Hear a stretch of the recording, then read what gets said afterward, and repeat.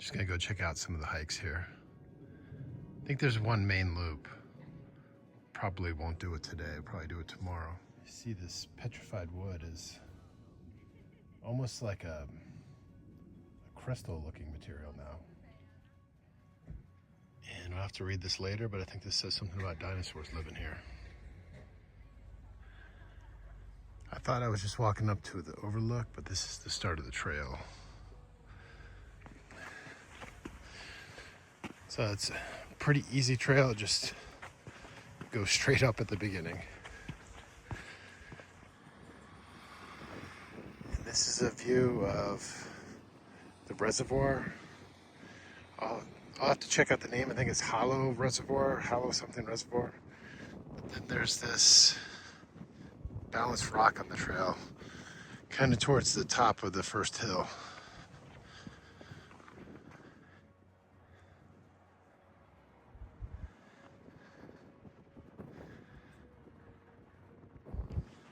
So far, this has been a very easy trail, just that slight elevation at the beginning.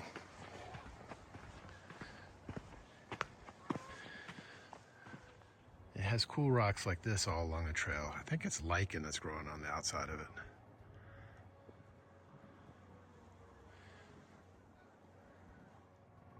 So this is kind of a hidden gem of the campground. I think the section we're staying in, the full hookup 50 amp section, is totally brand new. Maybe a year or two old.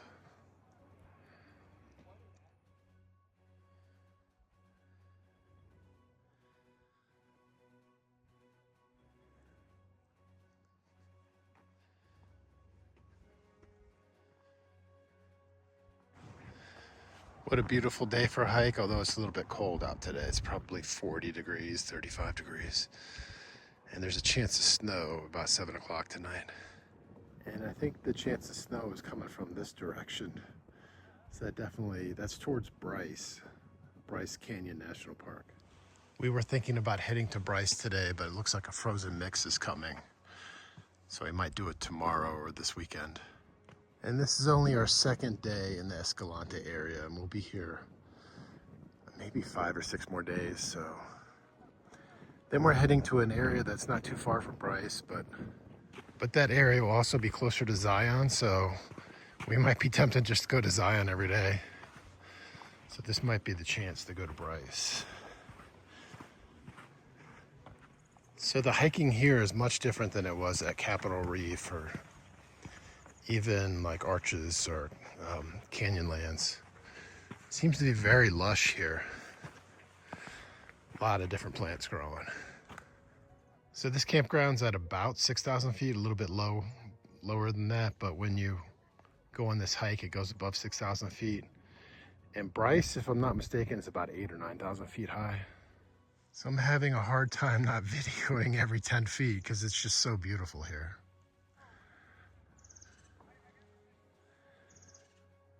And the name of that reservoir is the Wide Hollow Reservoir. And these are plants we've seen at elevation at a couple of different locations that my wife told me what the name of it was, but I don't remember. Well, I'll have to ask her when we get back. And here's a juvenile juniper tree, I guess, or juniper bush. And then maybe it's parent. So you can see the difference. I'm not sure what this discoloration is. It's lichen or mold or something.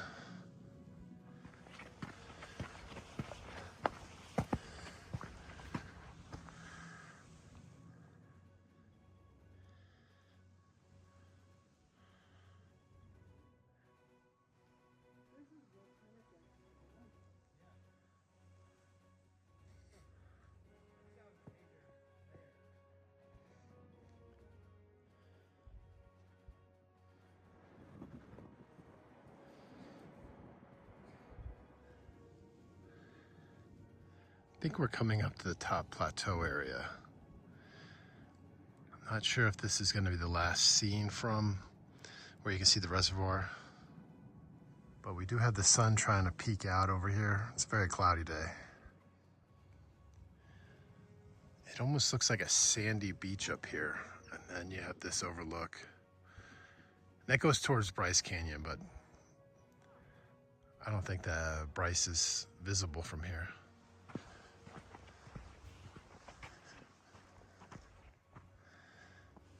It feels like the trail is changing and you're starting to see some volcanic rocks.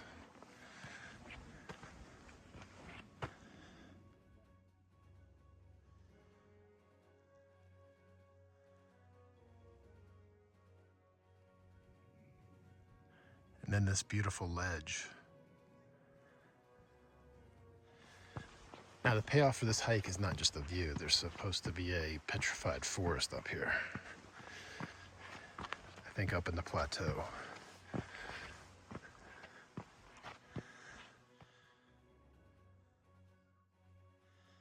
think that was the steepest part of the trail and it wasn't that bad. But it is about to rain. I can feel drops. But once you come up that last hill, you get to a plateau area. So this is a much easier hiking area, and I'm wondering if this is a piece of petrified wood or not. Probably not. This is looking back at the reservoir and campground. You can't see it anymore. This is looking towards that mountain or the rock face on the hike up. This is looking more towards the town of Escalante. Although there might, maybe higher up you could see Escalante. Yeah, say that, and it was only like 20 feet further, and there's an overlook. And down in that valley is the city of Escalante.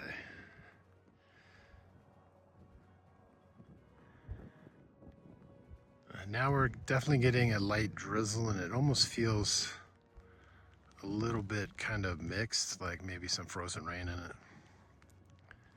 I'm surprised. Much further along the trail than I realized. I'm halfway through the first loop,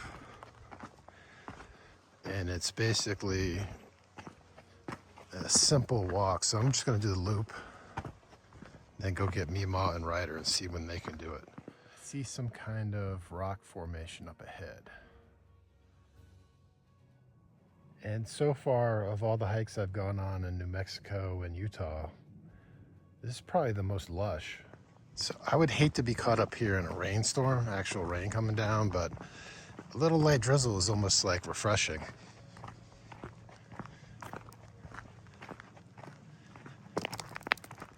Now this looks like the petrified wood area. This is definitely petrified trees. They have a very strict rule not to take any of these rocks out of the forest. Give it another 10,000 years and this might turn into petrified wood too, if it survives. Now, I guess that brings up the question of how is petrified wood created? Does it have to be buried and then it mineralizes? That's something I'm gonna have to look up. And you can see this juniper tree is dropping its juniper berries down here. And again, I was only intending to go up the hill and get a view of this area and then come back. But I'm almost at the end of the trail. Like there's the loop up here and I come back. Next loop, you can see some examples of petrified wood. I'm not sure if these rocks are petrified wood. They just look like sedimentary rock. Now, I thought for a second that this might actually be the trail, but it looks like just a path for water to flow through these rocks. As you can see, it just goes down. See, I'm trying not to go off the trail here. Okay, I'm starting to see the payoff for this trail. I think this is looking back towards Escalante.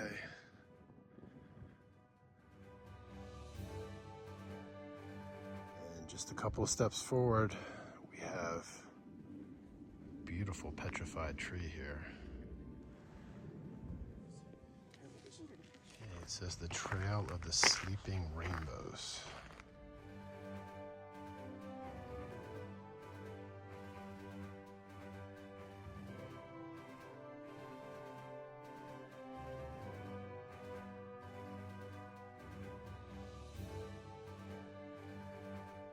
There's this cool looking tree that's overlooking the view. Maybe I'll save this trail for Mimon Rider. Although it's very short.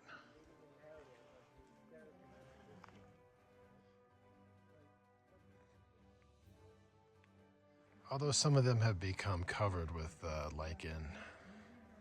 Okay, there was one little area on the trail that you had to go down. It wasn't too difficult, but makes this a moderate instead of easy trail. I'm not sure I've seen such great examples of petrified wood.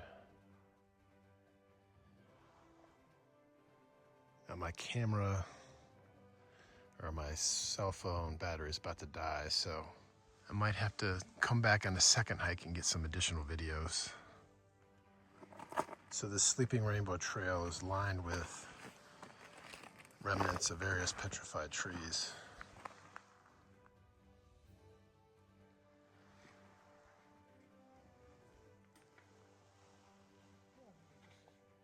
So the petrified wood part of the trail is not difficult.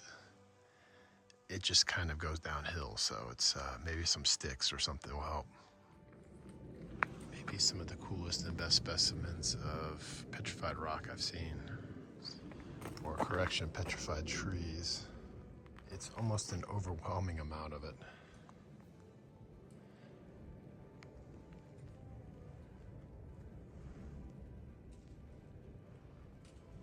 And it's starting to rain again, and basically at the end of the trail, just need to head back. But at the midpoint end of the Sleepy Rainbow Trail, you get this great view.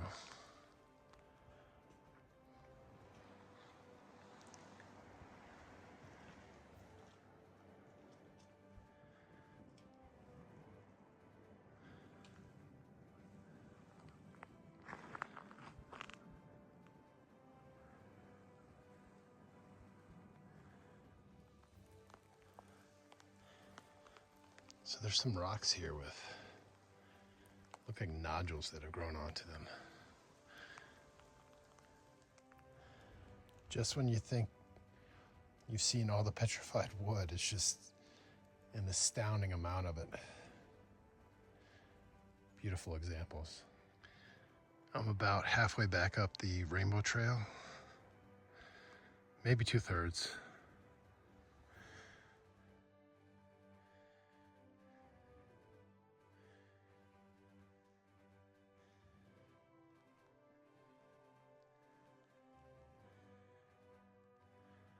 What I've learned hiking with all trails is stop frequently and check and make sure you're still on the trail, so we don't end up with the Devil's Hall experience. In Devil's Hall, I saw a scramble up a side of the mountain, and I thought it was part of the trail, and I went that way, and basically took us into a dead-end portion of the trail. Wow, that's a cool little alcove.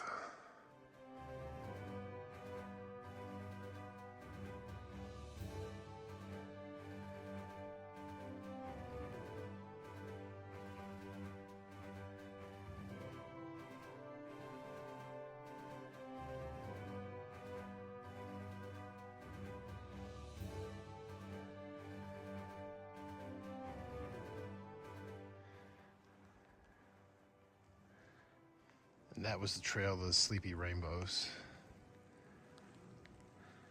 So we're back at the Eagles View Trail, Petrified Forest Trail of Sleeping Rainbows. So let's go on complete the main trail. I basically just ran back up the hill from the Sleeping Rainbow Trail, so I'm trying to recover a little bit. I came to a sign with the Eagles View Trail. It looks like it's a totally different trail. We're just looping back and going down to the campground, continuing on the Petrified Trail. Okay, we're coming back down from the mountain. You can see the reservoir. This nice little sign says it's a cliff, so be careful. And it You have the view of the cliff overlooking the campground. One nice final petrified tree. Now we're just back to the main trail and heading down to the campground. And the camera is definitely, the phone is definitely dying. Hopefully I'll be able to complete it on all trails.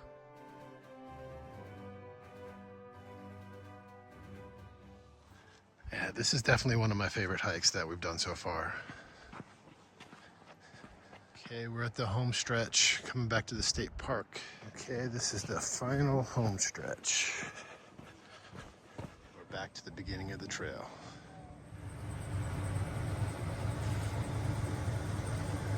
Here's the answer about forest turning to stone.